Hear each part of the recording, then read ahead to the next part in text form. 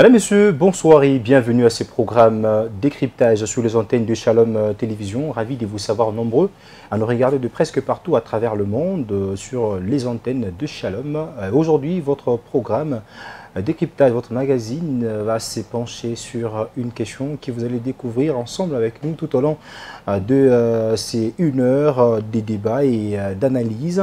Merci à la programmation de Jules Loubemba. Merci également à vous tous qui nous regardez de presque partout. Merci à la réalisation de Albert Famba. Merci également parce qu'il est derrière toutes les caméras sur les antennes de Shalom. Madame, Messieurs, le plaisir est pour nous de vous retrouver chaque samedi à pareille heure pour parler décryptage, pour décrypter toute l'actualité en toute honnêteté, en toute liberté, parce que ce ne sont que des journalistes qui émettent leur point de vue et qui apportent l'œil de l'expert par rapport à un débat, par rapport à une question d'actualité. Merci parce que vous êtes nombreux à continuer à faire confiance à ces programmes décryptage sur les antennes de Shalom Télévision. Madame, Monsieur, une fois de plus, nous vous saluons et nous vous souhaitons très belle soirée. Ça dépend de l'heure à laquelle vous allez nous suivre. Très belle soirée, très belle journée à vous, à nos amis qui nous suivent depuis le Canada, depuis les États-Unis, parce qu'on a reçu beaucoup de messages venant de là. Alors aujourd'hui, pour en parler, nous avons une question assez épineuse. Cette question, c'est la suivante. Lors du 28e sommet de la francophonie, vous l'avez suivi, le président Emmanuel Macron, le président français, il a tenu son discours d'ouverture et dans son discours, il a cité tous les pays en conflit. Il a cité l'Irak, plutôt les pays de la Turquie, il a cité la Suisse, il a cité l'Ukraine, il a cité l'Israël, Téhéran, différents pays qui sont en conflit des guerres actuellement, parce qu'il y a la guerre qui sévit à travers le monde, mais dans son discours, la République démocratique du Congo n'a pas été citée.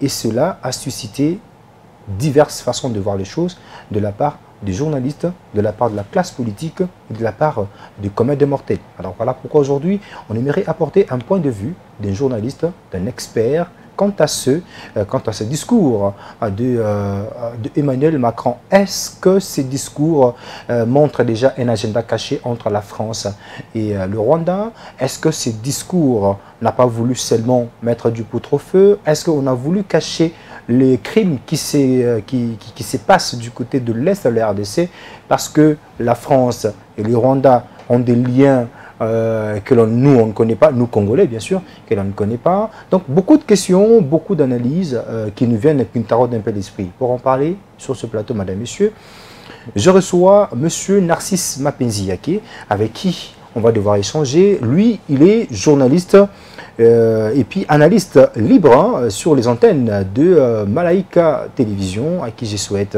une très belle soirée. Bonjour Monsieur Narcisse. Bonjour, c'est toujours un plaisir de se retrouver sur le plateau de Shalom Télévision pour analyser. Et je préfère la présentation d'analystes indépendants. Analyste indépendant, en fait, on opte pour ça. Il est analyste indépendant. Au-delà de tout, d'abord, l'actualité, avant d'entrer dans le sujet, l'actualité, elle est dominée par quoi de votre côté? L'actualité, c'est en République démocratique du Congo. Bien sûr, c'est le changement ou la révision de la Constitution. Ouais. C'est long, hein, c'est long. Et voilà, donc c'est ce qui fait vraiment la une en RDC. Ça fait débat de gauche à droite. Hein. Débat de gauche à droite. Il y a ceux qui estiment que cette constitution devrait être changée. Il y a ceux qui estiment que cette constitution devrait être révisée parce qu'il y a une différence entre le changement de la constitution et la révision. Ouais. La révision, là, il s'agit juste de quelques articles qu'on peut modifier, revoir, voilà. Qu'on peut revoir. Mais le changement, ça veut dire tout raser, revenir à zéro. Ouais. Et cela a beaucoup d'implications, beaucoup de conséquences, si on peut dire ainsi, par rapport à la révision constitutionnelle. Voilà, donc il y a cette guéguerre-là autour de ça. Et il y a par exemple l'opposition qui pense que c'est une manière pour le pouvoir de s'éterniser au pouvoir, de rester, voilà, surtout que c'est théoriquement le deuxième et dernier mandat du président de la République. Et voilà, donc ils craignent que la manipulation de la Constitution puisse toucher aux articles verrouillés, notamment le mandat, le nombre de mandats. Le mandat du chef de l'État, ouais. Voilà. Et tout cela, c'est qui, pour la majorité au pouvoir, il faut nécessairement voilà, réviser ou carrément changer cette Constitution qui pose problème de diverses manières. Et voilà, il y a cette guerre-là. Mais il faut dire que ce soit la majorité, que ce soit l'opposition, dans une certaine mesure, tout le monde est plus ou moins d'accord pour dire que cette Constitution pose un peu... Il y a des articles qu'il faut quand même réviser. Normalement. Normalement. Non. On a vécu les élections ici, on a vu comment ça s'est passé, où tout le monde a décrié le fait qu'une seule personne peut se retrouver député national, député provincial, gouverneur, sénateur, et ce sont toutes ces fonctions accumulées. Accumulées pour une seule personne. Alors, on peut le décrier sur le plan moral, mais sur le plan légal, sur le plan de la loi, voilà, ce qui n'est pas interdit, on peut le faire. Donc, voilà, c'est juste un exemple comme ça, des choses qui devraient être changées au niveau de la Constitution. Il y a ceux qui pensent que, voilà, le mandat de 5 ans, c'est vraiment trop peu pour qu'un président puisse mettre en place son programme d'action. Ceux qui pensent que le premier... Donc, sur les 5 ans, la première année, c'est l'année où il faut d'abord s'asseoir et tout. Et la toute dernière année, c'est l'année électorale où on est...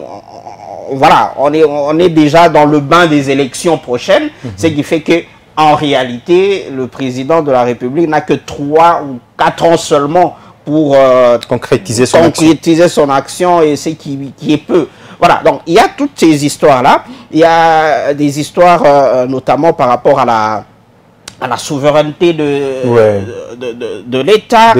Cette histoire voilà, pour des raisons de paix régionale, la RDC peut voilà, céder une partie de sa souveraineté sur une portion de... Vous voyez un peu tous ces articles-là. L'article assez verrouillé, mais qui nécessite la révision. Qui nécessite la révision. Voilà ce qui fait vraiment la une en RDC. Mais il faut dire que pour tous ceux qui quelque part, il y a aussi ce courant-là qui estime que, bon, voilà, s'il faut toucher, s'il faut réviser, s'il faut changer, il faut revenir à la population. Il faut revenir au souverain primaire, aller au référendum, poser la question au peuple. Parce que si cette constitution existe aujourd'hui, c'est parce que le peuple qui l'avait voté en 2006 par référendum, et si le peuple avait dit non, on n'aurait pas cette constitution. Donc il faut revenir à cette voilà, à cette population-là. Comme on dit, nous sommes en République démocratique du Congo. La démocratie, c'est le voilà, donc le pouvoir du peuple par le peuple et pour le peuple. Donc il faut revenir à cette voilà, à cette population-là pour demander ce qu'il faut changer ou pas. Voilà, donc il y a des courants comme ça, notamment les kyunguistes qui pensent que vraiment il faut aller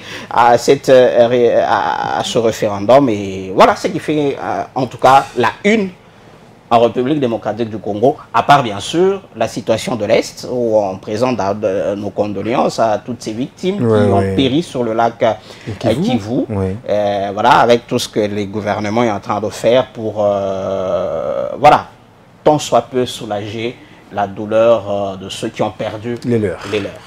En tout cas, l'expert a parlé. Il a fait le point sur ce qui fait la une, sur le territoire national, la révision de la Constitution. Mais voilà, ce qui nous réunit ce soir, ce n'est pas la révision de la Constitution, mais plutôt le sommet de la francophonie. Madame, Monsieur, je l'ai introduit ici.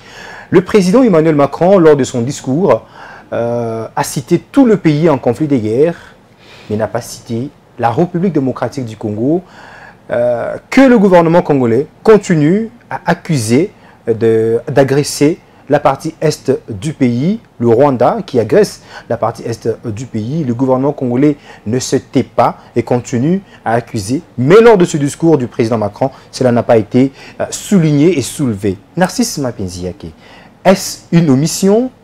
Est-ce un agenda caché? Est-ce une réalité de fait que nous autres n'avions pas la connaissance? Votre analyse? Oui, moi, je pense qu'il ne faut pas trop s'alarmer. Il ne faut pas trop s'alarmer sur cette séquence protocolaire. Carrément, c'était un discours que Emmanuel Macron était en train de faire devant ce parterre de chefs d'État. Et il a cité les conflits majeurs dans le monde, mais il n'a pas cité tous les conflits. C'est notamment la RDC, c'est notamment la Birmanie, il n'a pas cité. Le Haïti également. Haïti, voilà. C'est notamment le Soudan. Il y a plein de conflits dans ce monde qu'il n'a pas cité. C'est vrai, en tant que Congolais, on aimerait qu'on puisse quand même citer le conflit à l'Est avec le Rwanda, parce qu'il s'agit de notre pays, il s'agit de notre souveraineté. On a besoin de sentir que les grandes puissances nous appuient, les grandes puissances nous accompagnent dans cette recherche de la paix. Mais, quelque part, il faut analyser cela avec froideur. Ok, si Emmanuel Macron avait cité la République démocratique du Congo, qu'est-ce qui aurait changé concrètement sur le terrain? Rien du tout. Une question assez importante. Hein? Rien du tout. Quand il a cité Israël, Palestine, est-ce pour autant il n'y a plus de bombes là-bas? Est-ce pour autant la guerre est finie? Donc je pense que, voilà, sur le plan protocolaire, diplomatique, ça a beaucoup d'importance qu'on puisse citer cela, mais est-ce qu'on a besoin qu'on puisse juste citer le nom de la RDC pour dire, bon voilà, il faut la paix à l'Est, le Rwanda doit retirer ses troupes sous couvert, qui opèrent sous couvert du M23? Est-ce que ça suffit? Est-ce que les paroles aujourd'hui, nous avons besoin des paroles? Donc, à un moment, je me dis, voilà. Le lendemain, je crois, on a posé cette question à Macron, juste après le départ du président de la République, qui a montré, c'est aussi des gestes diplomatiques, il devait partir pour montrer son indignation. On a posé la question à Emmanuel Macron, et comme vous le savez, il sait comment, voilà, retourner la situation, embellir quand même les choses. Il dit, bon... le président, je me suis entretenu la veille avec le président Tshisekedi pendant plus d'1 heure. Il sait combien je suis engagé dans la recherche de la paix à l'Est. Ok. Le non-dit de ça, c'est de dire, même si je ne l'ai pas cité... Mais il sait quand même que en regardant sur ça. Je suis impliqué dans la recherche de la paix. La paix, oui. Et c'est ce qui est important. C'est ce qu'il veut. Le non-dit de cette phrase-là, c'est cela. Ça ne sert à rien que je puisse le citer parce que je suis impliqué. Même si je ne l'ai pas cité, il a dit, il n'y a pas que la RDC qui s'est indignée, il a cité aussi un autre pays qui s'est aussi indigné parce qu'on n'a pas cité leur conflit. Mais ils savent que je suis impliqué là-dedans. Hier, j'ai parlé avec le président Tshisekedi. Aujourd'hui, j'ai parlé avec le président Kagame. Donc, c'est une réponse pour dire, bon, ne vous enflammez pas et tout. Mais ce qu'il faut aussi savoir, c'est que la France est dans une situation un peu délicate. Dans la mesure où c'est la francophonie qui a réuni tous ces chefs d'État-là en France. Et à la tête de cette francophonie, il y a une Rwandaise. Mushikiwabo, voilà. Ça veut dire... La France est obligée de jouer à l'équilibriste entre le Rwanda et la RDC. Ça serait se leurrer de penser que les Français, Emmanuel Macron, pourraient prendre position à 100% pour la RDC contre le Rwanda. Ça serait faux, ça serait se mentir. Parce que la France a aussi ses intérêts au Rwanda. Comme la France a aussi ses intérêts en RDC, donc il doit jouer à l'équilibriste pour ne pas aussi froisser les Rwandais. Vous savez, c'est à peine que les bonnes relations ont repris entre le Rwanda et la France suite à l'histoire du génocide. Donc, le Français, bon, malgré lui, vous pouvez faire vos beaux yeux, quelque part, il se dit, bon, je ne suis pas Congolais, donc j'ai les intérêts de la France à garantir, que ce soit du côté rwandais, que ce soit du côté congolais. c'est tout ça qu'il faut prendre en compte, qu'il faut analyser. Et l'essentiel, c'est pas ce qu'on dit dans les discours. L'essentiel, c'est ce qu'on fait sur le terrain. L'essentiel, c'est que la diplomatie française puisse pousser les choses pour que les accords ou la feuille de route de Luanda soient appliqués, soient signés, soient exécutés à l'est de la RDC. C'est ce qui est important. Mais si cela est important, M. Narcisse, mais le président Tshisekedi ainsi que le président Kagame étaient tous sur place en France. Est-ce qu'on peut dire que Macron a échoué de les mettre à tous autour du même table? Parce qu'il ne nous a pas réunis les deux. Je ne sais pas si l'opinion congolaise est prête à voir Félix Tshisekedi à côté de Kagame. Je ne sais pas si vraiment l'opinion congolaise est prête à voir cette image-là. Sur une photo d'ensemble, on les a vus. Sur une photo d'ensemble. Après tout ce qui se passe à l'Est, tout ce qui se... voilà, parce que vous savez que déjà, c'est ce que l'opposition, quand ils veulent tirer à boulet rouge sur le régime, ils disent...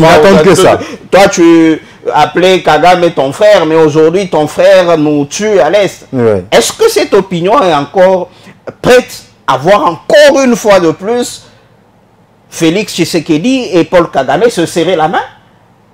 S'appeler frère. S'appeler frère, encore une fois, je ne pense pas. Et les stratèges, que ce soit au niveau de la diplomatie congolaise, je ne pense pas qu'on puisse aujourd'hui accepter voilà, que le président de la République s'affiche avec Paul Kagame. Si ça peut arriver, parce qu'on dit, voilà, il n'y a jamais eu des ennemis éternels et tout peut-être plus tard, mais pas à ce sommet. Non, l'opinion congolaise n'est vraiment pas prête pour cette image-là. Voilà, parce que la RDC déjà étant le premier pays francophone en Afrique, le sachons déjà, parce que vous avez parlé des intérêts.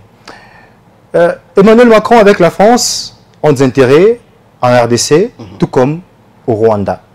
D'aucuns pensent qu'il serait peut-être mieux que la France puisse donner beaucoup plus d'intérêt à la RDC qui représente la francophonie beaucoup plus en Afrique que le Rwanda qui est minoritaire sur le plan francophone. Est-ce que ce ne serait pas aussi une analyse plausible?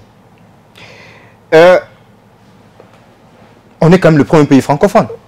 Être le premier pays francophone, c'est vrai, en Afrique dans le monde. En termes de démographie, ouais, voilà. En termes des locuteurs, des personnes qui parlent le français.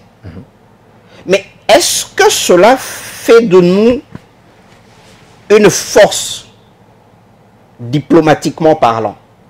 Il faut travailler dessus. Oh. Il faut travailler dessus. Et c'est ce que la diplomatie congolaise est en train de faire. Pour changer vous savez, le problème de la RDC, c'est les potentialités. Nous sommes potentiellement riches, nous avons ce potentiel-là en termes de locuteurs de français. Mais il faut traduire cela en termes de force. Okay. Sur le chiquier, aujourd'hui, en prenant... le Canada, par exemple, ce sont aussi des locuteurs. Oui. Mais nous avons plus de locuteurs que le Canada. Ouais. Est-ce qu'on va dire que la RDC est une grande puissance par rapport au Canada? Par rapport au Canada? Non, il faut travailler dessus. Il faut travailler dessus. Et ce travail est basé sur quoi exactement? Sur l'ensemble, vous savez, la force ou la capacité d'un pays à influencer les choses compte beaucoup sur le plan international. Ah ouais. Ah oui, hein. Ouais. Nous devons être en mesure de faire changer. Vous savez, à l'époque à l'époque du Zaïre et tout, le pays influençait même la politique au niveau sous-régional. Et c'est à ça que la diplomatie congolaise est en train de revenir. En train de travailler sur ça pour qu'on revienne quand même sur tout ce qu'on a perdu durant toutes ces années antérieures.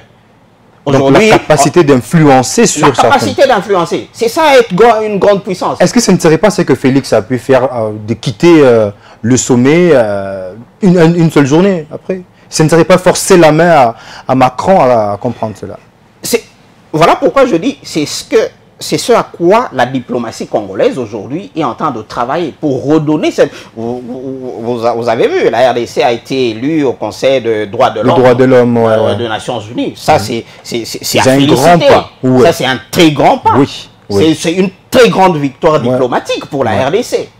Quand bien même il y a eu même certains compatriotes congolais qui voilà, militaient pour que l'on ne puisse pas voter la RDC, ne soit pas élu là-bas. Mais quand même, la diplomatie congolaise a montré de quoi elle est capable. Et aujourd'hui, la RDC est membre de cette commission de droits de l'homme. C'est un travail de fond qui a été fait. C'est un grand travail. Mandat de 5 ans, je pense. Oui. Entre 3 ans et 5 ans. 5 ans, oui. Voilà. Voilà. C'est avoir cette capacité d'influencer. Parce que pour être élu, il faut influencer les autres membres, pays membres. Il faut influencer pour qu'ils puissent changer leurs décisions et porter leur choix sur vous. C'est cette capacité d'influencer là. Et la RDC est en train de venir. La RDC est en train de monter en puissance en termes de cette capacité d'influencer. Quand bien même on n'est pas encore arrivé là où tout le monde aimerait, mais quand même c'est un processus, et ce processus est sur le chemin. Voilà. Alors, parce qu'on a parlé de cela, nous sommes encore au niveau de la francophonie. Certains analystes politiques, je vais prendre les deux branches, ceux qui sont de l'opposition pensent qu'il ne serait pas envisageable de quitter la francophonie, mais le pouvoir en place, certains cadres de différents partis politiques du pouvoir en place estiment que c'est un sabotage de la part de la France et que la RDC devrait envisager de quitter la francophonie. Est-ce que cela est-il possible? Et si cela est possible, pour quelle fin? Quitter la francophonie. On revient à la capacité d'influencer. Voilà.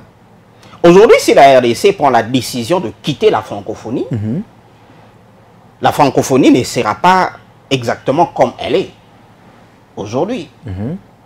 Ça ne serait pas un non-événement. Ça serait un grand événement au niveau de la francophonie, au niveau même de la solidité de cette organisation. Et la RDC a un moyen de pression énorme en disant, ok, bon, d'accord, comme vous ne nous considérez pas, nous, on va voir ailleurs. Et ça va faire bouger des choses. Et ça va faire bouger des choses. On a vu les grandes puissances faire du chantage. Voilà, si vous ne mettez pas telle disposition dans votre constitution, nous, on va couper l'aide au développement. Ouais. Ah voilà, donc il faut avoir des leviers comme ça, comme quitter la francophonie. La RDC peut faire pression sur cette organisation en disant, bon voilà, je ne trouve pas mon compte ici. Nous dépensons beaucoup d'argent, nous avons organisé dernièrement des jeux, mais au finish, qu'est-ce qu'on récolte? Parce que les dividendes dans ces genres d'organisations, c'est l'appui sur le plan diplomatique. C'est le soutien sur le plan diplomatique entre les membres de l'organisation. Ouais. Mais si on ne trouve pas notre compte, pourquoi rester là-bas? Allons même au Commonwealth, là-bas, chez les Anglais, ils sont mieux structurés. Voyez-vous? Donc, c'est un levier de persuasion que la RDC peut brandir aujourd'hui. Et voilà, donner un ultimatum, voilà, dans 6 mois, nous allons quitter parce qu'on ne voit pas. Sous forme d'une menace. Une menace, voilà, et oui. Puis, parce que il ne faut pas rester dans des menaces. Parce qu'à un moment, on va vous regarder, on vous dit, bon, est-ce que même ça, là, ça parle trop, mais ça fait rien. Ça fait rien, mais il faut aller jusqu'au bout. À un moment, vous claquez la porte, vous partez, vous dites, bon, d'où la question que moi je voulais poser. Est-ce qu'il est important de rester dans ça ou de pouvoir chercher encore d'autres moyens de pression? Parce qu'on peut le dire, mais il n'y a pas de réaction. On peut le dire, il n'y a pas de réaction, mais y a-t-il d'autres moyens possibles à faire? C'est là où, moi, je me dis, voilà, à un moment, il faut des actions fortes. Oh là. Il faut des actions fortes pour, voilà, pour faire bouger quand même. Voilà. Aujourd'hui, la RDC est à mesure et doit brandir cette menace-là de quitter cette francophonie. D'abord, à la tête, il y a une Rwandaise. Démographiquement, par rapport avec la RDC. Tout ce qui va avec, c'est compliqué de... Voilà. Bon, voilà. Bien sûr, d'autres nous diront, bon, les élections au niveau de la tête de la francophonie ne dépendent pas de la grandeur du pays, mais quand même... démographiquement parlant, c'est... Voilà, nous sommes une puissance. Donc, c'est comme ça que je dis, nous avons des potentialités Et c'est à nous de transformer ces potentialités en réel levier de persuasion pour faire changer les choses, pour influencer les décisions au niveau international. Alors, c'est une question assez plausible, madame, messieurs, cette question, une question qui fait bouger, qui fait parler de presque partout, parce que, comme vous l'avez senti, d'aucuns pensent qu'il serait important de quitter, d'aucuns pensent aussi que, même si on quittait aujourd'hui, il n'y aura pas grand-chose, mais vous avez senti l'analyse de monsieur Narcisse Mapenziake. Monsieur Narcisse, une autre question qui nous vient aussi à l'esprit est celle de savoir. Aujourd'hui, la RDC, grande puissance de la francophonie. Aujourd'hui, la RDC agressée par l'un des plus grands partenaires de la France. Et que la France reste muette, mais préfère travailler sur cette question dans le bureau que de le dire tout haut. Donc, on pense que les intérêts que la France bénéficie aujourd'hui auprès du Rwanda viennent de la République démocratique du Congo, d'où il est important de casser complètement les liens. La relation diplomatique entre France et RDC ne nous apporte absolument rien. Qu'en dites-vous? Non, je ne pense pas qu'il faut aller jusqu'à rompre les relations diplomatiques avec la France ou encore, à moins que ça soit établi noir sur blanc, avec des preuves à l'appui que c'est par exemple les Français qui financent le Rwanda. En fait, selon les rats de couloir, ça oui, voilà. Mais il faut des preuves quand même. Hein. Il faut des preuves tangibles pour aller jusqu'à ces extrêmes-là, parce que ce sont des grandes décisions qu'il faut vraiment prendre en toute froideur et tout. À l'heure actuelle, moi je ne pense pas qu'on ait beaucoup à gagner en rompant les relations diplomatiques avec la France, en restant avec eux. Parce que quand on parle avec eux, il y a moyen de se faire entendre. Mais quand il y a rupture, donc voilà, vous ne parlez même plus. Tout est bloqué. Tout est bloqué. Donc je pense qu'aujourd'hui, la RDC doit continuer à faire pression. Sur les Français. Mais pas seulement les Français, d'autres aussi. Les États-Unis et le reste. Pour que cette situation puisse changer. Moi, j'ai aimé l'approche du président de la République qui dit à tous les investisseurs, à toutes les grandes puissances, vous avez besoin des matières premières, prenez votre avion, venez à Kinshasa, on va parler. Nous avons besoin de coltan, nous avons besoin de, c'est pas lithium et tout. Venez, on parle. On fait affaire, voilà. Gagnant-gagnant. Gagnant-gagnant. Vous investissez, vous avez des matières premières, nous aussi on gagne, on est en paix. Que de passer derrière voilà, des groupes armés qui font traverser les minéraux, la frontière, et vous allez payer de l'autre côté du Rwanda. Donc venez, c'est gagnant-gagnant. Voilà, vous donnez vos propositions, non, on signe des accords et ça se passe comme ça. Donc, je pense que la RDC doit continuer sur cet élan-là pour faire comprendre à toutes ces multinationales qui ont besoin de nos ressources naturelles, pour dire, non, il faut aller à la porte. Il ne faut pas aller payer à la fenêtre. Non, toquer à la porte. Toquer à la porte, entrer, on vous reçoit au salon, on parle business et voilà, c'est gagnant-gagnant. Nous savons que vous avez besoin des bénéfices, vous avez besoin nous aussi on a besoin de vivre. Les populations qui sont autour de ces gisements miniers ont besoin de vivre, ils ont besoin du social. On fait comme ça, chacun est content et ça évolue comme ça. Au lieu de financer des groupes armés, qui tuent, qui pillent et qui, au finish, vous allongez tout simplement inutilement votre chaîne d'approvisionnement. Voilà. Au lieu de venir directement chez nous et voilà. Alors, en tant qu'homme politique, le président de l'Assemblée nationale, Vital Kamerhe, s'est également indigné lors de la plénière, juste après ces discours d'Emmanuel Macron. Avait-il besoin de faire cette déclaration quand il dit « c'est aberrant de voir qu'à un sommet comme celui-ci, où toutes les têtes politiques et diplomatiques sont réunies, on fait allusion à tous les pays, sauf mon pays, la RDC, c'est aberrant. » Avait-il besoin de faire cette sortie? normalement, il devait le faire en tant que président de l'Assemblée nationale.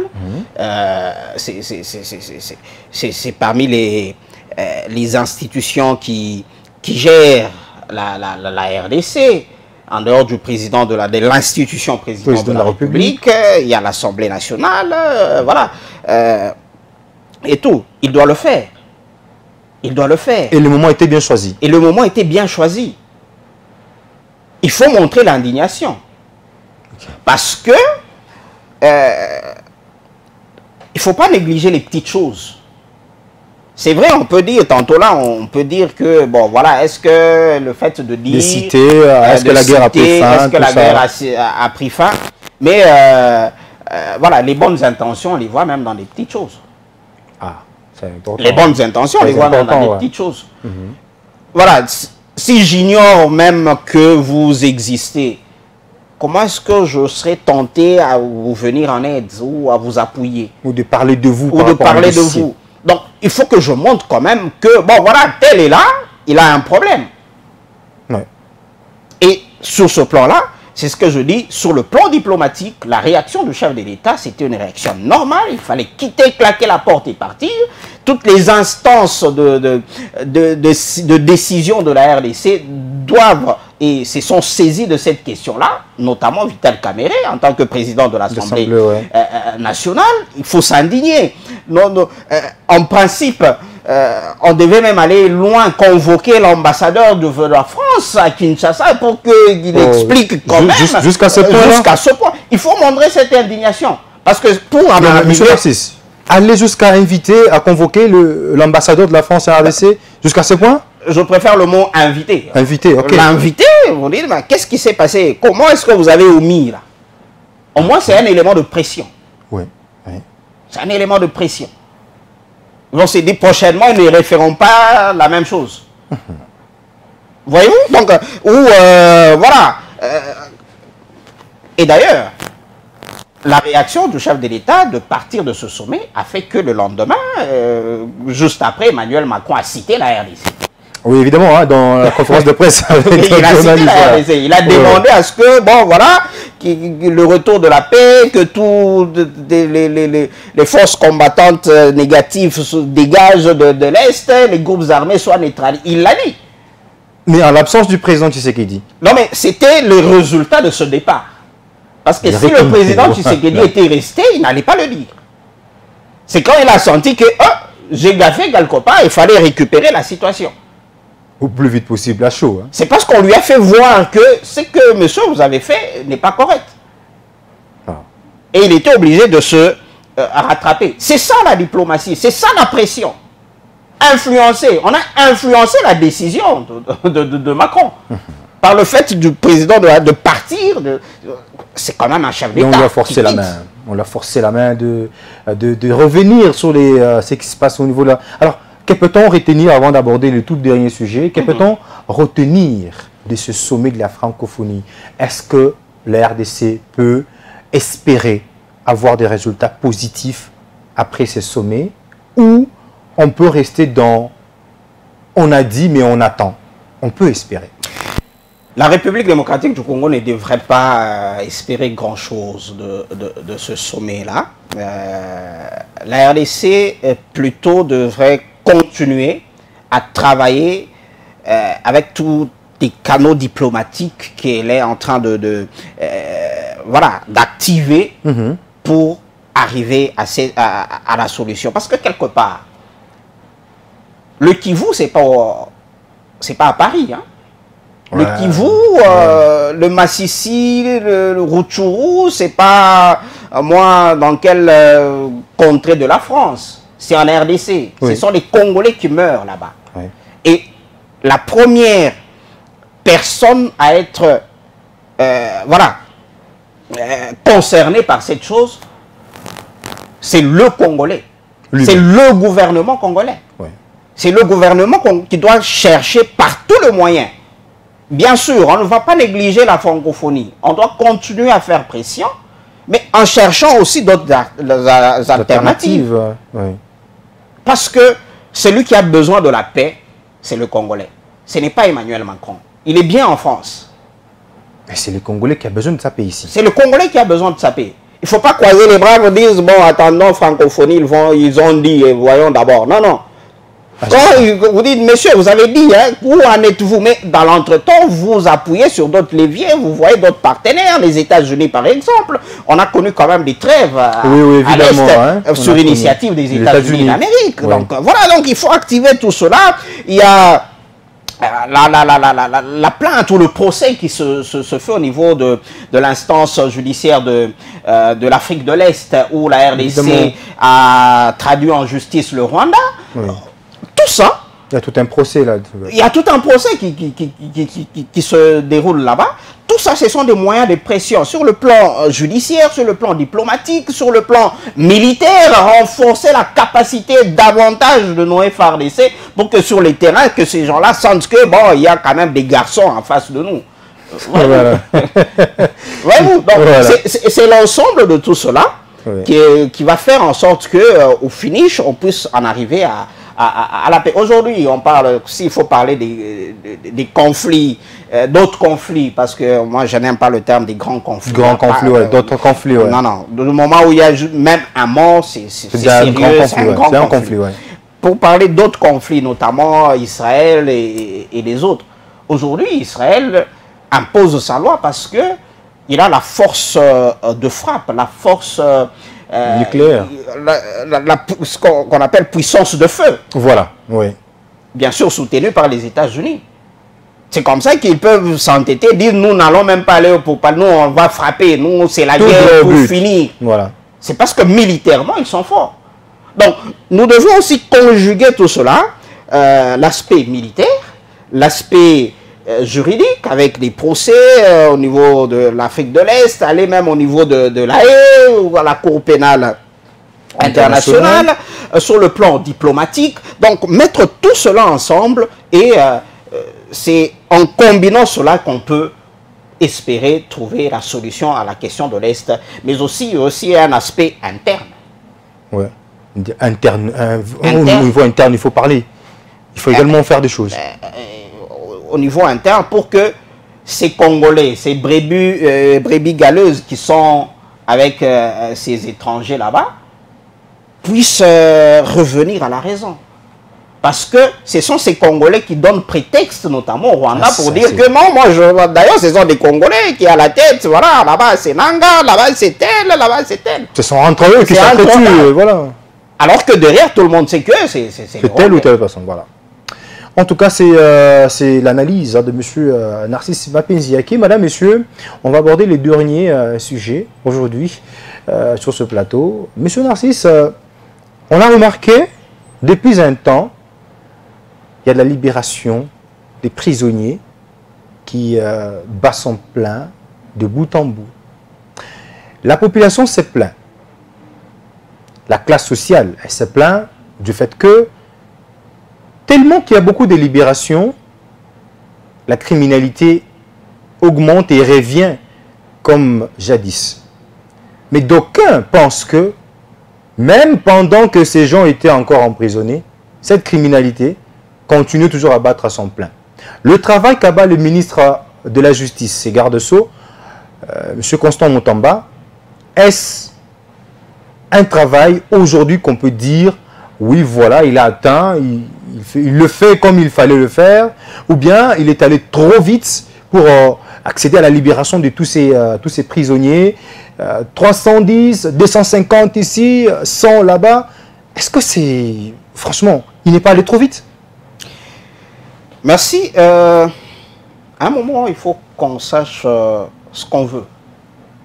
Il faut savoir ce que l'on veut exactement. Nous nous plaignons il n'y a pas longtemps, avec des cas légions,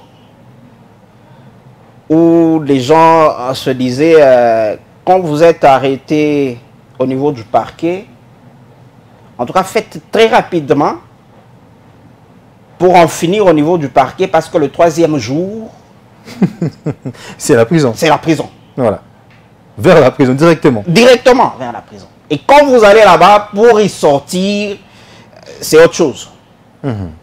c'est des notoriétés publiques, c'est tous les louchois savent cela. Ouais. C'est ce qui s'est passé. Vous faites 2-3 jours là derrière le parquet, c'est dans la cassette. Et il s'est fait que, et selon le ministre, il y a plusieurs personnes qui sont là-bas indûment. Wow. Il faut aller en prison quand vous êtes jugé, reconnu coupable. Vous devez aller en prison. Mais comment est-ce que vous allez vous retrouver en prison sans jugement? Parce qu'il suffit seulement de passer 3 jours au cachot et tu vas en prison directement, sans jugement. Sans jugement. Non, il y a quelque chose qui ne va pas.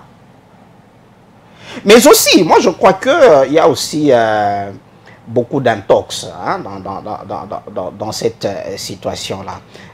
Du fait que, bon voilà, on a libéré beaucoup de criminels, on avait une vidéo qui a beaucoup circulé. Voilà, il vient à peine de quitter la prison de Makala, il est parti commettre de forfait et tout.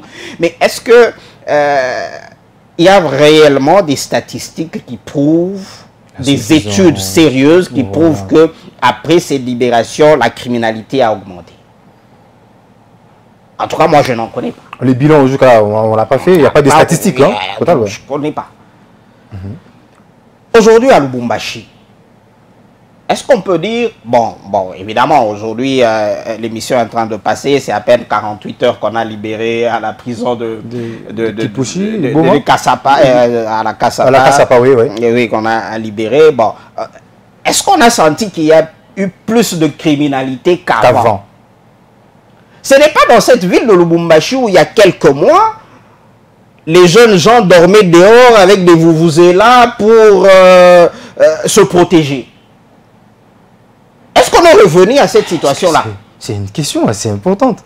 48 heures après, est-ce qu'on a décrié cela? On a décrié cela. Donc, moi, je pense que avec les réseaux sociaux ces derniers temps, avec les détracteurs du ministre, il y a beaucoup d'intox, il y a beaucoup de fake news, il y a beaucoup de choses. À un moment, il faut rester lucide.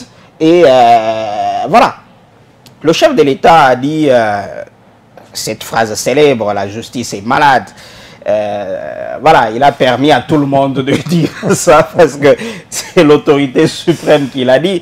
Je me dis, si ce n'était pas lui qui l'avait dit avant, qui oserait le dire? Qui oserait le dire? Ça s'est retrouvé là-bas. Bon, le chef de l'État a dit, et je suivis le ministre Constant ici, il dit, le chef de l'État a dit, la justice est malade, et c'est moi le médecin qui l'a nommé pour guérir cette justice-là. Bon, voilà, lui aussi, peut-être qu'il a, dans les déclarations, il fait un peu mal à certaines personnes.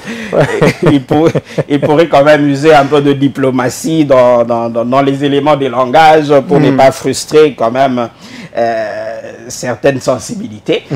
Mais je crois que jusque-là, et au regard des agitations qu'il y a, si le ministre était en tort, aujourd'hui, il aurait un procès. Parce qu'il est justiciable. Oui, évidemment. Hein. Parce qu'il est justiciable. Alors, si on comprend qu'il n'a pas jusqu'à présent un procès, donc il est sur la bonne voie. En tout cas, et surtout que, c'est vrai, vous avez dit la population. J'ai envie de poser la question, quelle population? Parce que quand on voit les scènes des liesses, quand les consultations publiques qui s'est tenues ici, on le voyait à Kinshasa, par-là, mais là, on a vu ça ici, sur place. L'engouement que cela a suscité, l'espoir que cela a suscité. Il est parti à Likasi, la même chose, l'engouement que cela a suscité. Kipushi, n'en parlons même pas. Kipushi, n'en parlons même pas. Il y a... Est-ce que vous allez dire que ce qu'il fait est mauvais, ce qu'il fait est mal perçu? Moi, je crois que le chef de l'État a gagné aussi un pari en mettant le jeune Constant. Lui-même a dit, je suis le jeune ministre de l'histoire des ministres de la justice dans ce pays. Donc, j'emprunte ces mots. Mettre un jeune aussi dynamique, il a gagné ce pari pour quand même humaniser la justice. Parce que, vous savez, quand on vous arrête, le fait d'être arrêté et d'être envoyé en justice, en fait, c'est pas pour vous perdre mais c'est quelque chose pour rééduquer. En principe, la prison, c'est un moment de rééducation, de récupération du délinquant qui était dans la société. On le met quand même quelque part pour qu'il réfléchisse, voilà, pour qu'il revienne à la raison, et quand il va sortir de là, qu'il puisse se réintégrer, voilà, et redevenir un bon citoyen. C'est ça le rôle de la prison. La prison ne doit pas être un mouroir. Comme on le voit aujourd'hui. Hein. On entre, on y sort avec une maladie incurable, c'est la mort. Ou on n'y sort même plus, on décède là-bas. Non, c'est pas ça le rôle d'une prison. Voyez-vous, ces prisonniers-là devraient être une main d'œuvre que l'État pouvait exploiter et produire. L'État pouvait exploiter. Vous êtes condamné à 5 ans de prison, oui, mais vous êtes une main d'œuvre que l'État peut exploiter en vous envoyant au champ. Par exemple. Cultiver. Vous cultivez pour la population. Et un jour, peut-être quand vous sortirez, le fait que vous avez fait ce travail-là de culture et tout, ça peut vous donner des idées, et quand vous allez sortir, vous pouvez vous dire, au lieu de rester comme ça à ne rien faire et peut-être faire des bévues et retourner en prison, parce que j'ai eu l'expérience de cultiver en prison, je peux continuer à cultiver et vous devenez un bon citoyen. Comme ça s'est passé avec ceux des Kanyama-KCC, voilà. Voilà. On peut le faire avec les prisonniers. Sous d'autres cieux, les plaques d'immatriculation, les plaques minéralogiques, oui, des véhicules, ce sont des prisonniers qui fabriquent cela. Quelqu'un quitte la prison avec quelque chose en compte, dans son compte en banque, parce qu'on ne va pas l'exploiter, faire un travail gratuit. Il est rémunéré à... Un citoyen, il doit être... voilà. Donc, mais cet argent, on ne lui donne pas comme ça en prison. C'est gardé quelque part en banque. Et 3 ans après, quand il sort, il a quelque chose en banque qui peut l'aider à reprendre la vie, à se réinsérer dans la société. Alors, une autre question, monsieur Narcisse. Est-ce qu'il y a-t-il déjà un mécanisme, après cette libération, y a-t-il un mécanisme de canalisation de ceux qui sortent de la prison? Ou bien c'est une liberté comme ça, vous partez, il n'y a pas un suivi par rapport à votre sortie? Voilà, c'est aussi un autre risque. C'est ça, donc il faut aussi qu'il y ait le suivi au cas par cas, hein, par rapport à la réinsertion. Oui. À la réinsertion sociale. Oui. Mais moi, je me dis des cas comme quelqu'un voilà, qui a pris une dette et puis il s'est débrouillé avec le créancier et tout, il se retrouve en prison. Est-ce que cette personne-là a besoin d'être réinsérée? Non, je ne pense pas. Non, c'est quelqu'un qui est normal. Parce que j'ai une dette de monsieur Narcisse Mapenziake qui est mieux placé. Il s'est dit, ok, en tout cas, tu verras de quoi... tu vas en prison. Et il te retrouve en prison. Et quand tu sors, tu as besoin d'être réinséré. Non, tu n'es pas délinquant. Il y a quand même des cas. Il y a quand même des cas particuliers, par exemple des grands bandits, des grands délinquants, de tout ce monde-là. Il faut qu'il y ait des mécanismes de suivi pour leur réinsertion, pour leur suivi dans la société. Est-ce qu'il est en train de s'en sortir? Est-ce qu'il a trouvé un boulot, par exemple? Parce que pour vivre, il faut avoir un peu d'argent, source de revenus pour payer la maison, manger et tout, pour ne pas retomber dans des cas d'infraction et revenir en prison. Donc je pense que il faut qu'il y ait un tri par rapport à ceux qui sont en train d'être libérés. Voilà, parce qu'il y a on a connu avec ces consultations populaires initiées par Moutamba, on a découvert des cas terribles, des cas de personnes qui, voilà, devaient être libérés, mais parce qu'il n'y a jamais eu de suivi et tout. Ils n'ont jamais connu de procès. Bon, il est en prison. Non, quand même. D'où ma question. Parce que j'étais en train de réfléchir. Heureusement que vous êtes tombé là-dessus. Est-ce que aujourd'hui, on peut dire que la justice, le parquet, les tribunaux de grande instance, dans différentes provinces, sont également impliqués dans ça? Parce que beaucoup de personnes, dans leur témoignage, c'est que c'était par rapport à une batterie d'un téléphone que je me suis retrouvé ici. Je fais 5 ans, on ne m'a jamais jugé. Et voilà, je suis en prison. Et curieusement, il a une très mauvaise santé, santé précaire. Il sort, il est parti avec la mort. Est-ce qu'on peut dire que les tribunaux, les parquets sont également impliqués dans cela? Le travail n'est pas à défendre. Je pense que c'est un problème de l'administration pénitentiaire, l'administration de la prison. Parce qu'en principe, quand vous entrez en prison, on doit vous faire un suivi. C'est comme ça qu'il y a des gens, par rapport à leur comportement, voilà, vous êtes en prison, vous avez 3 ans de condamné à 3 ans, mais vous vous comportez très bien.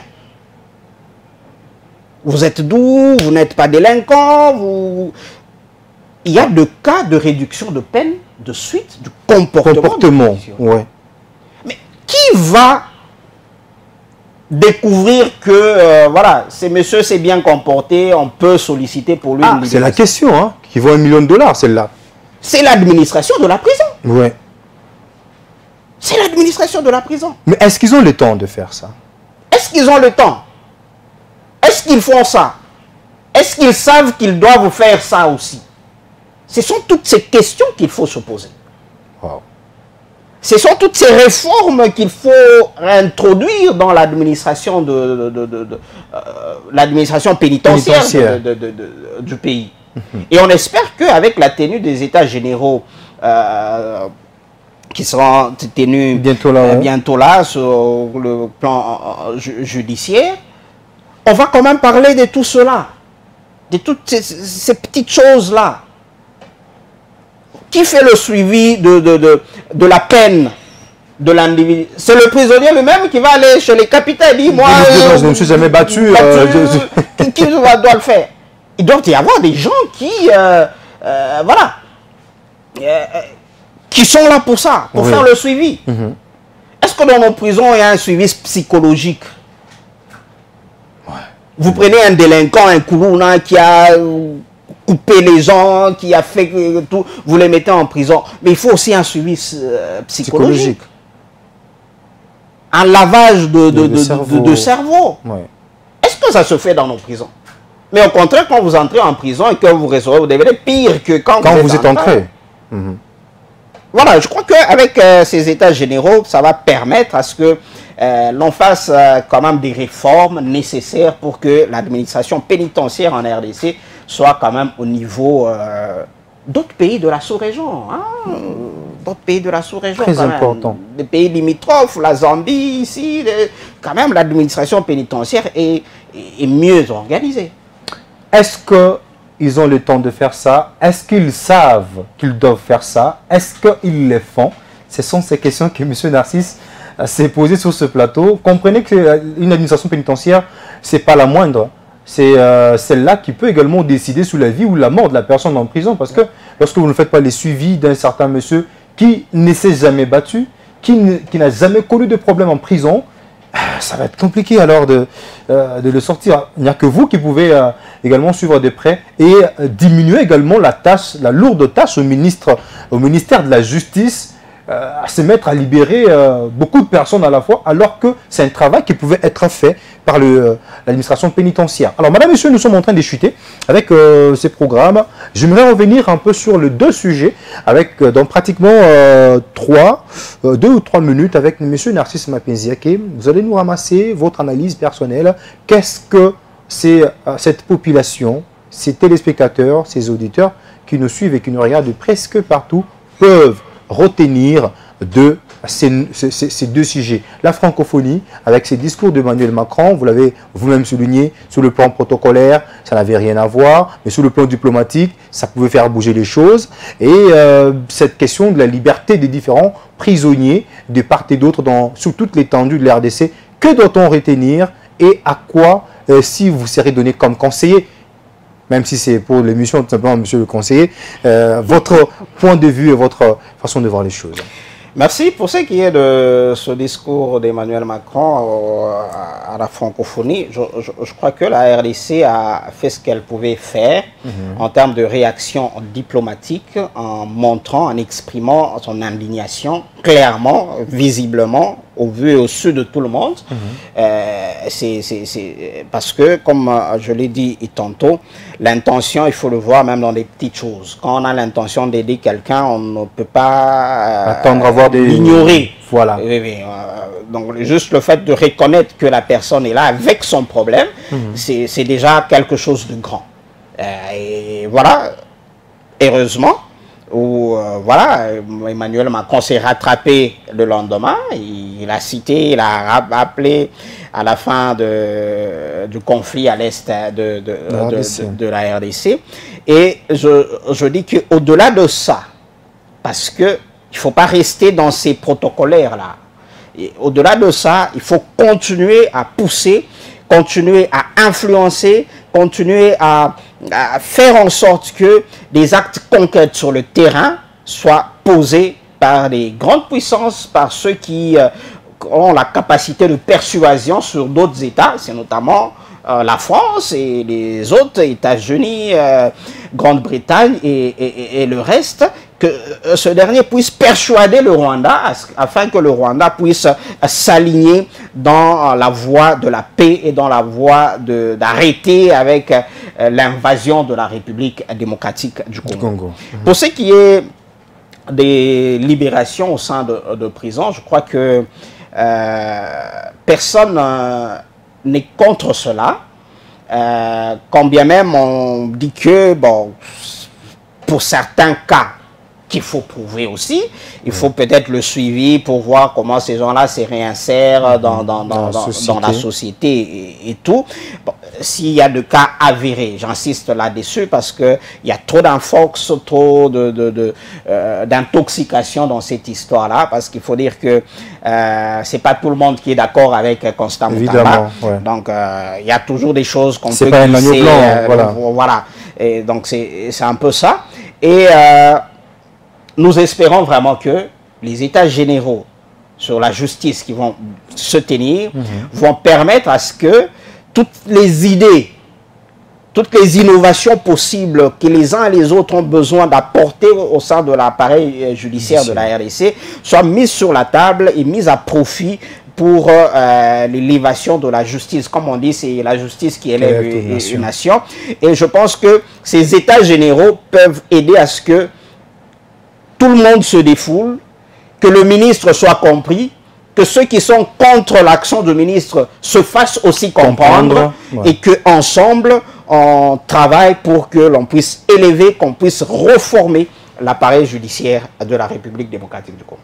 Madame, Monsieur, nous sommes à la fin de ce programme décryptage. Vous l'avez senti, ensemble avec nous, les résumés dans quelques minutes seulement de Monsieur Narcisse Mapenziaké. Rester dans le protocolaire ne pourra apporter absolument rien à la RDC, d'où il est important de pouvoir appuyer sur l'accélérateur du côté de la francophonie, mais aussi à l'interne, travailler beaucoup plus pour ne pas rester à attendre le résultat de la francophonie, mais aussi continuer à travailler à l'interne. Et en ce qui concerne le deuxième sujet, le plus important n'est pas seulement de savoir qui a été libéré, qui n'a pas été libéré, mais le travail doit également être fait de fond pour que cela soit un travail qui ne sera pas bâclé. Nous disons merci à Monsieur Narcisse Mapenziaké pour la participation. C'est à moi de vous remercier. C'est toujours un plaisir de se retrouver sur le plateau de Shalom à télévision. Merci à la programmation de Jules Loubemba. Merci également à Albert Famba qui a réalisé ces programmes. Il était également derrière les caméras. On se fixe rendez-vous, ce sera pour le samedi prochain avec le même et réel plaisir sur les antennes de Shalom Télévision. Et pour ceux-là qui nous suivent à la radio, en tout cas, nous sommes de cœur avec vous. Merci et à la prochaine. Merci.